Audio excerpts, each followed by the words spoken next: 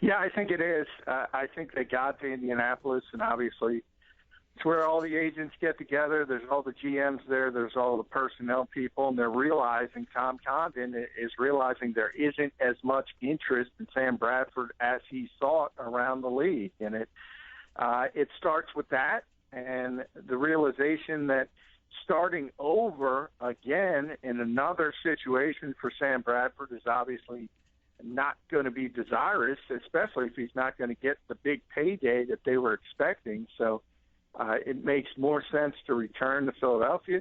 The Eagles are open to the idea. They've always been open to it, but they wanted a team-friendly contract. I think something's going to get done very, very soon. It could be even by tomorrow's franchise tag deadline, which is right now, 4 o'clock in the afternoon. So it could move pretty quickly, and I think Sam Bradford's going to be back with the Philadelphia Eagles very soon.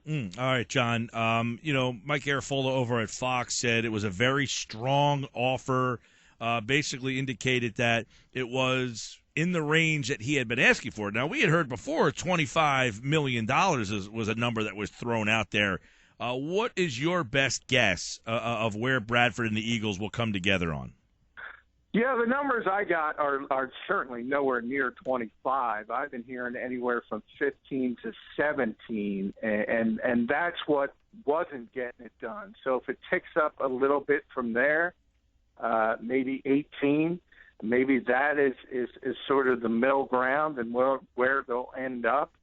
And then you have to start asking the larger questions. Is that a prudent deal? Because I've been very supportive of Harry Roseman since he rised atop this organization again. I think he's made a lot of good moves early in this off season since he's gotten the power back. This one I would have to question. It doesn't make a ton of sense to me for where this team is. But we have to hold off and see what the contract is, especially years, especially guaranteed money, and just how exactly team-friendly it is. Because I still think, Mike, there is an option of sort of Sam Bradford being a bridge, albeit a very expensive bridge, but a bridge to a young quarterback taken in this draft, whether it's number 13 overall or whether you start thinking about a quarterback like Dak Prescott or somebody like that in the third round. Well, John, did the Eagles look at the free agent crop and say, all right,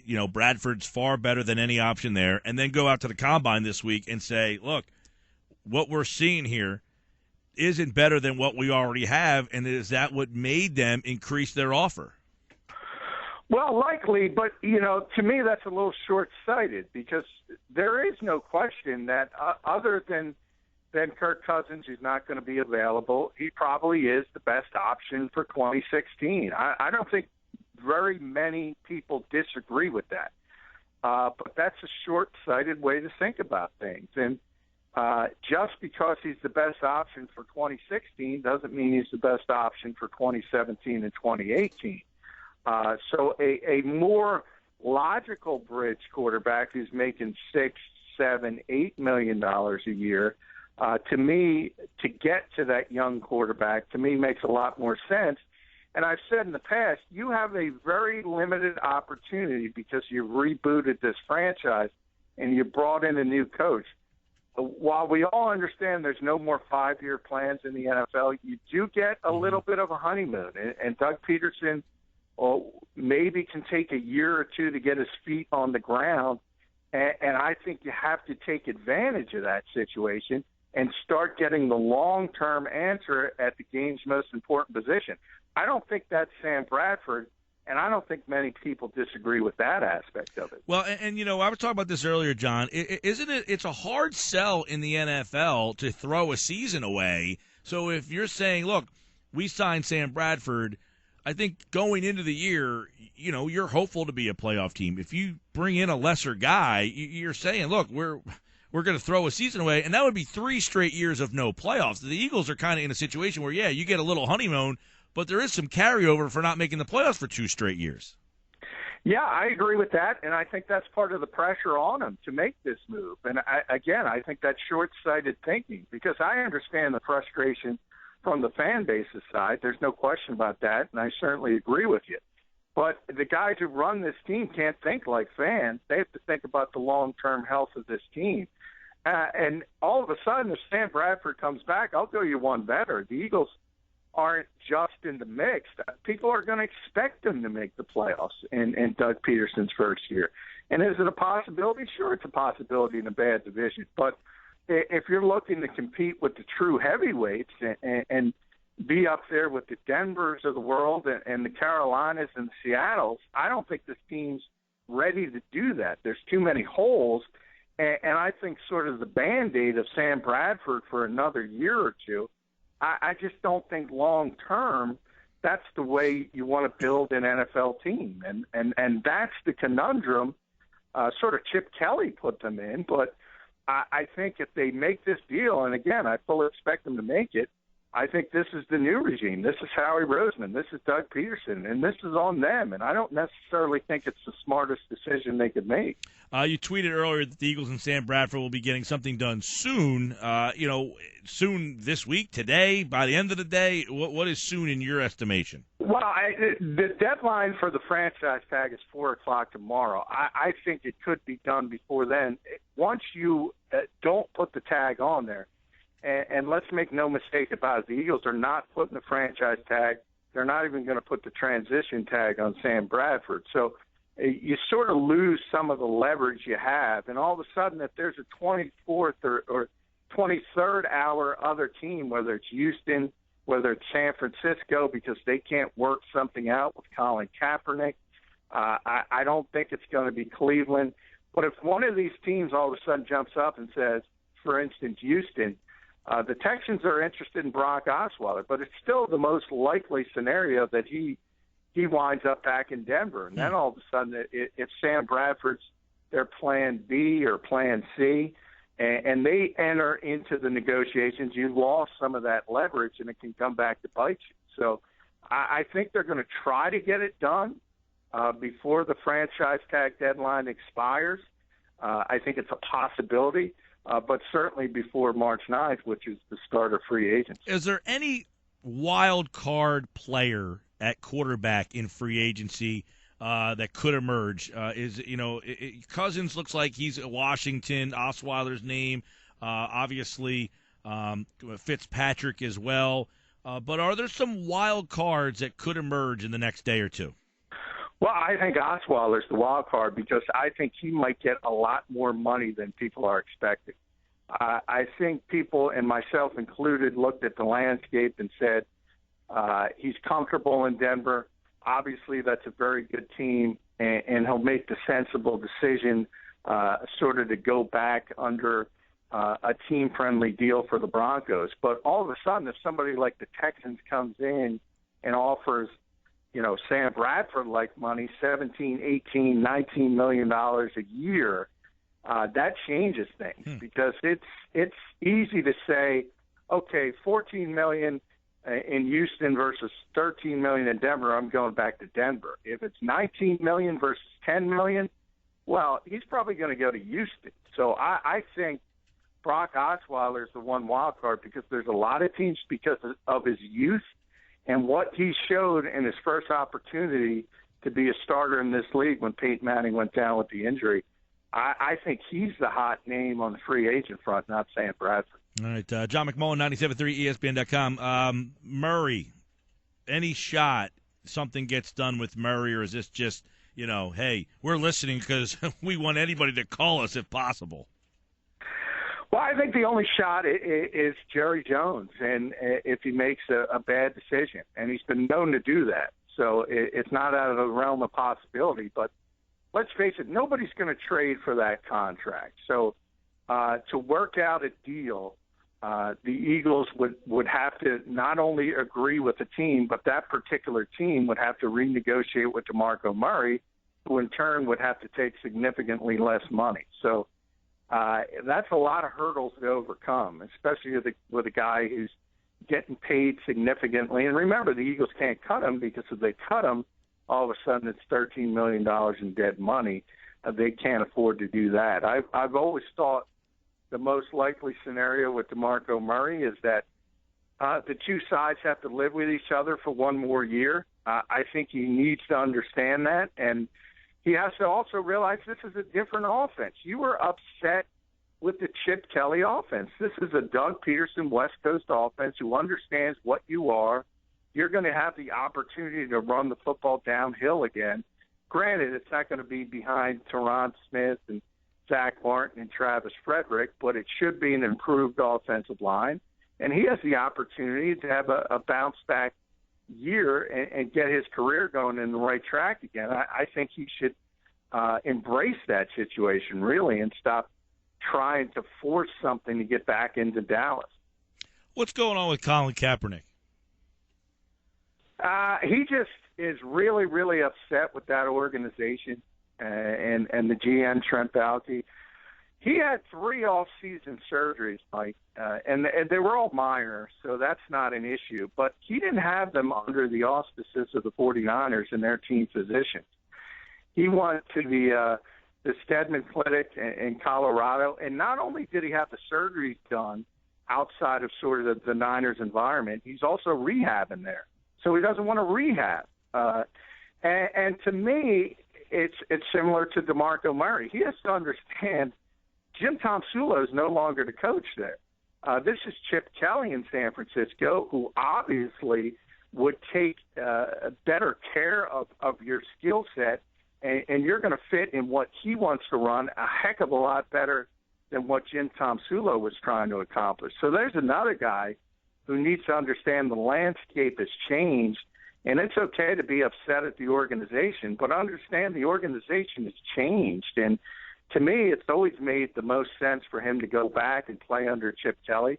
I think that's what the 49ers want. Jed York, their owner, came out and said they don't want to trade him, but his agents asked for permission to seek a trade, so we'll see how that works out. Yeah, and we know RG3 is another guy who could be out there. So there could be some other names added to that free agent market or the trade market here probably after tomorrow.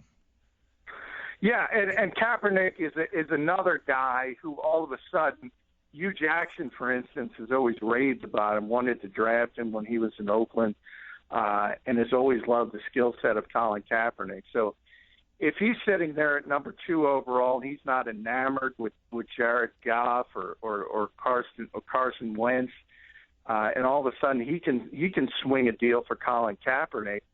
That has domino effect, because all of a sudden you have a team that everyone just assumes is going to take one of those top 3 quarterbacks at number 2 overall. They have a quarterback, and they can go in a different direction, and obviously that pushes those guys down the board. And if they're pushed down the board, you're sitting there at number 13 if you're the Philadelphia Eagles.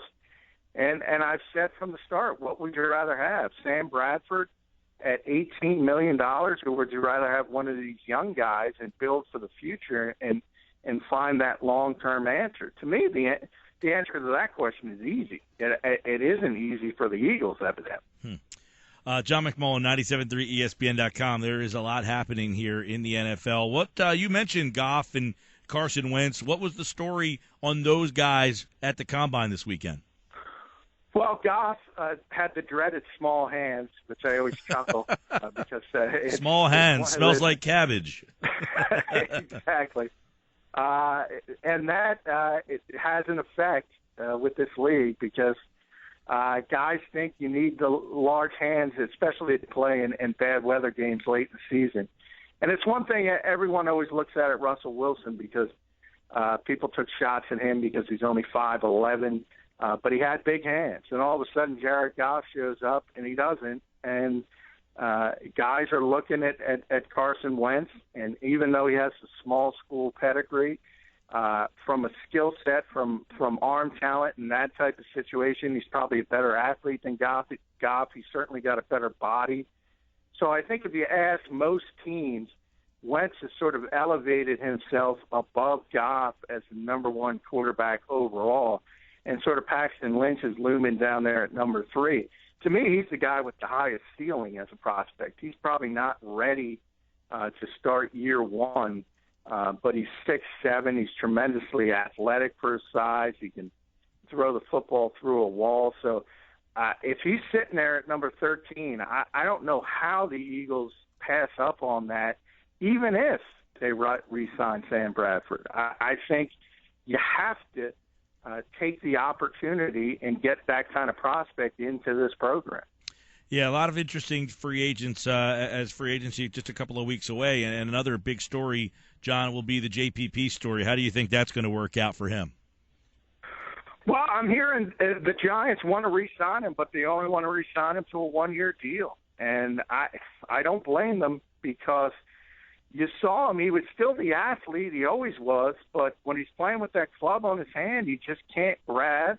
He can't wrap up the tackle.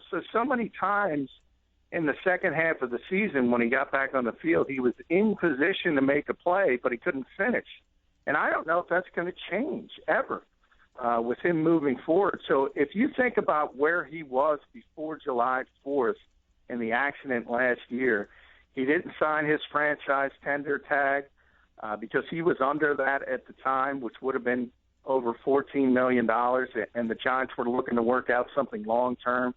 He's lost a significant amount of money, and I don't think he's ever going to get it back, because people realize with that type of devastating injury, he's never going to be the player he once was. John McMullen, 97.3 ESPN.com. Just a couple. Let me get your thoughts. Looks like Alshon Jeffrey is going to get the tag and going to be heading there. We know it's not a great wide receiver class on the free agent market, but do you anticipate we talked about Travis Benjamin. Looks like he could be going back to Cleveland, but do you anticipate the Eagles being a player in free agency at wide receiver? Because it doesn't seem like there's a lot of help at that spot. No, there isn't, and Jeffrey actually got the tag this afternoon, so the Bears made it official. They placed it on him, so he's not going anywhere.